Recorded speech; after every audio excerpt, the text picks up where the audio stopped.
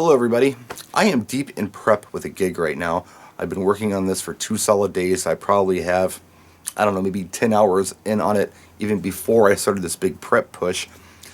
And every week I'm working for someone different because weddings, you don't get repeat business. People typically don't hire a wedding DJ twice. Even if they get divorced and remarried, they don't get the same DJ. It's happened, yeah, but typically it doesn't. So it's a new client every week. It's a new location every week. You're starting all over again. When you go to a day job, a regular day job, over time, if you're good at what you do, your boss trusts you and just lets you do what you do and trusts that you're going to do a good job. This is different. It's like going to a new job every week. So you have the job interview and you have the boss. And sometimes the boss, being the client, has a really good idea what they want. Sometimes they don't. And when they don't, I typically do better. I typically am able to go in and say, hey, look, let me help you because I'm pretty good at this, and talk them through things and give them options, and it all goes well. I have noticed that I do have clients that, when I show up at the initial client meeting, they'll hand me like a several-page Word document and say, we want this, can you do that?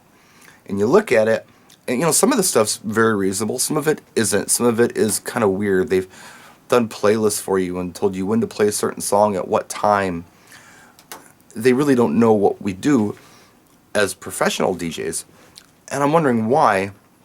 I think I know why, though. I was thinking about it. I think it's because they've gone to a friend's wedding, their friend has gotten a newbie DJ or a beginner, or maybe not even a very good DJ, and they said to themselves, my wedding's going to be better than this, so I'm going to dictate everything that happens. Doesn't matter if this DJ is any good or not. Well, to make a long story short, this is how tomorrow's event started out with the client. But now that we're deep into this, we've had our meetings, we've had our correspondence, long email correspondences, phone meetings, personal meetings. The client trusts me now. So the client is saying to me, forget about that huge Word document that I sent you because you know what you're doing and I think you're going to do fine, and I want to know what you think of this and this and this and this.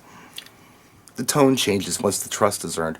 What I'm getting at is it's so important to spend time with these clients, to talk to them, to really show them who you are, and to very delicately, if you have to, tell them that this thing they want to do is going to train wreck. I don't want to diss anybody's vision, but if somebody is suggesting that I do something that's going to waste a lot of time and maybe clear a room out, I'm going to try to express this to the client somehow without telling them, hey, this is stupid.